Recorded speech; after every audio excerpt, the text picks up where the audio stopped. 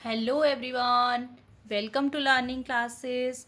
Today's topic is idioms and phrases. आज मैं आपके लिए फिर से idiom और phrases की एक नई वीडियो लेकर आई हूँ जिसमें मैं फिर से आपके लिए टॉप और बेस्ट ईडियम फ्रेजेस लेकर के आई हूँ जो कि आपको डेफिनेटली पसंद आने वाले हैं, बहुत आपके यूज़फुल रहने वाले हैं और बहुत सारे एग्जाम्स में आपको इनसे हेल्प भी मिलने वाली है। ठीक है फ्रेंड्स, ईडियम फ्रेजेस से रिलेटेड बहुत सारी वीडियोस मेरे चैनल पे हैं, अगर आप चाहें तो एक बार विज़िट कर सकते हैं अगर आपने नहीं करी है तो, और उससे आपको काफ़ी ज़्यादा हेल्प होगी और उसमें नए नए ईडियम फ्रेजेस भी हैं आपके लिए। ठीक है फ्रेंड्स, तो चलिए आज की स्टार्ट करते हैं। ईडियम फ्रेजेस क्या होता है, ईडियम क्या होता है, फ्रेजेस वही ईडियम फ्रेजेस कि मुहावरे और वाक्यांश, ठीक है, जिनका की meaning exactly word to word same होता भी है किस केस में और किसी किसी केसेस में नहीं भी होता है। ठीक है, जैसे कि हमने पढ़ा हुआ है एन एप्पल ऑफ माई आई, इस तरह से हम पढ़ते हैं ना, तो वो जो होता है जैसे हम हिंदी में मुहावरे बोलते हैं, ये हम यहाँ पे इंग्लिश में उन्हीं मुहावरों को हम यहाँ पे इंग्लिश में बोलते हैं फ्रेंड। ठीक है, तो देखिए जैसे कि first is fish out of water. Fish out of water का मतलब क्या है कि पानी में से मछली बाहर आ गई? नहीं, इसका मतलब ये नहीं है। इसका मतलब है फील्स ऑकवर्ड और unhappy because of unusual situation. कोई ऐसी अनयूजुअल सिचुएशन है या कोई ऐसी स्थिति है जिसमें आप ना ऑकवर्ड फील कर रहे हो, आप ऐसा मतलब अच्छा नहीं लग रहा आपको, कि आपको लग रहा है कि आप बहुत अलग फील कर रहे हो या आप अनहैप्पी हो सिचुएशन में, तो उस केस में आप कहोगे कि I am feeling like fish out of water. मतलब जैसे कि मेरे को बहुत अलग अलग सा इसमें फील हो रहा है, अच्छा नहीं लग रहा है, तो उस केस में आप बोलोगे। जैसे I didn't have any friends that were like me. मेरे पास ऐसे कोई फ्रेंड्स नहीं थे जिनके जो मेरे जैसे हो, जिनकी मतलब सोच मेरे से मिलती हो, विचार मेरे से मिलती हो, तो उस केस में I always felt like a fish out of water. उस केस में क्या होता है कि मैं हमेशा फिश आउट ऑफ वाटर अनऑकवर्ड सा फील करता हूँ, अनहैप्पी फील करता हूँ उस सिचुएशन में। ठीक है, तो ये हो गया फिश आउट ऑफ वाटर का मीनिंग। ठीक, second is kick up a row. Kick up a row क्या होता है फ्रेंड? किक अप का रो का मतलब होता है किसी चीज़ को किक नहीं करना है। क्रिएट अ फज, इसका मीनिंग ये होता है create a fuss. Create a fuss का मतलब होता है कोई हंगामा खड़ा कर देना, कोई ड्रामा क्रिएट कर देना, शोर कुछ ऐसा कर देना। ठीक है, उस केस में आप कहोगे किक अप अ रो। ठीक, don't kick up a row about such trifle. छोटी छोटी बातों पे इन पे ज़्यादा हमें हंगामा खड़ा नहीं करना चाहिए। या she is creating kick up पर रो, यानी कि वो किक अप पर रो यानी कि वो जो है फज क्रिएट कर रही है, हंगामा क्रिएट कर रही है, उस केस में आप बोलेंगे।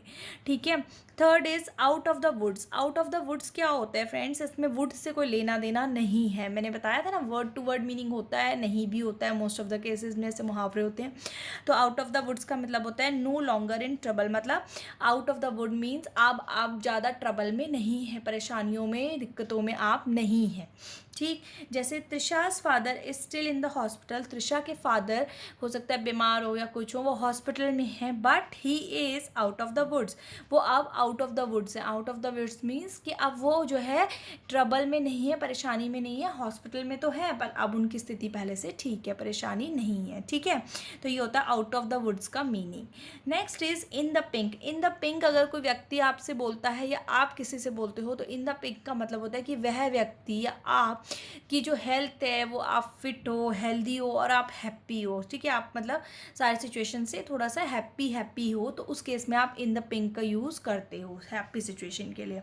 जैसे Chirag recovered from his surgery and is now in the pink of condition. Chirag की कोई सर्जरी हुई थी तो उससे वो रिकवर कर चुका है और अब जो है he is in the pink, यानी कि वह अच्छा उसका स्वास्थ्य है, वो खुश है, ठीक है, तो उस केस में हम कहेंगे इन the pink. Okay friends, next is butterflies in the stomach. Butterflies in the stomach, कई बार हम बोलते हैं ना, अरे यार I am feeling like butterfly in the stomach. क्या होता है?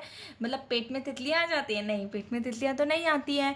क्या होता है फ्रेंड्स? इस केस में आप एनेक्शियस या फिर नर्वस फील कर रहे होते हैं बहुत ज़्यादा, ऐसे कोई एग्ज़ाम होता है या कोई बहुत ऐसी बड़ी मीटिंग है या किसी बड़ी हस्ती से मिलता है, तो उस वक्त क्या होता है, हमारे को बहुत ज़्यादा ऐसा एनेक्शियस और नर्वस सा फील होता है, तो अजीब सा लगता है ना, तो उस केस में हम कहते हैं anxious and feeling nervous.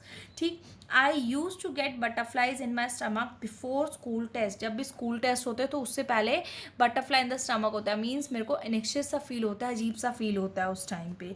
Next is give someone the cold shoulder. Cold shoulder देने का मतलब होता है किसी को इग्नोर करना. क्या होता है फ्रेंड्स कोल्ड शोल्डर देने का मतलब?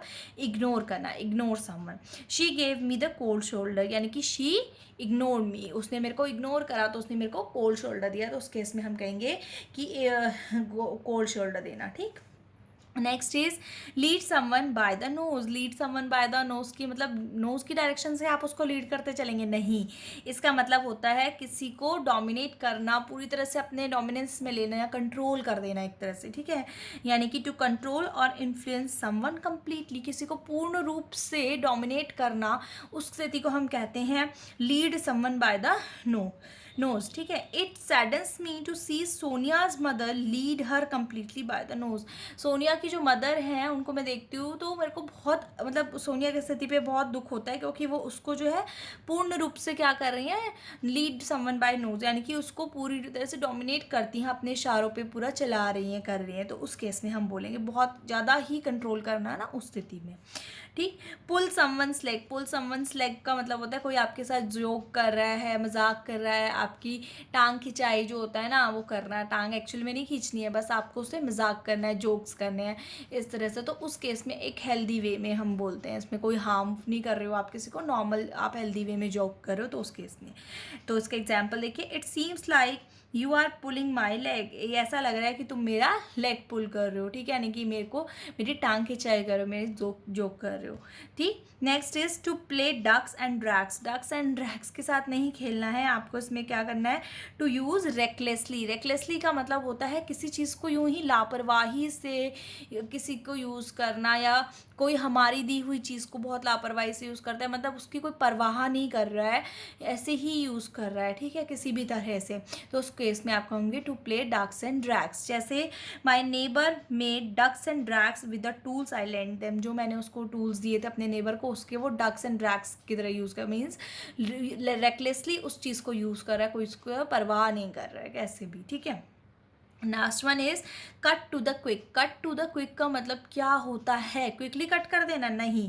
To hurt the feelings of, या टू इंजर डीपली, या तो बहुत डीपली इंजर्ड हुआ है या फिर किसी ने किसी की फीलिंग को हर्ट करा है, या कुछ इस तरह से बोला है कि उसको cut to the quick means बहुत आघात लगा, गहरी एक चोट जो होती है वो उसको फील हुई है. तो उस केस में हम कहेंगे cut to the quick. Like her thoughtless remark cut him to the quick. उसके थॉटलेस रिमार्क ने उसको जो है कट टू द क्विक, यानी कि बहुत डीपली इंजर्ड करा है, डीपली हर्ट करा. उस केस में हम कहेंगे cut to the quick. Hopefully friends idiom phrases से रिलेटेड ये वीडियो आपको पसंद आई होगी. ये नए नए ईडियम्स आपको बहुत अच्छे लगे हों तो लाइक करें, शेयर करें, चैनल लर्निंग क्लासेस को सब्सक्राइब करें. और ईडियम फ्रेजेस की बहुत सारे वीडियो हैं जिनका लिंक आपको डिस्क्रिप्शन बॉक्स में मिल जाएगा, और इसकी प्लेलिस्ट भी क्रिएट है, तो आप वहाँ से भी जाके ईडियम फ्रेजेस से रिलेटेड बहुत सारी वीडियोज़ हैं जिनको आप चेक कर सकते हैं. Okay friends, bye.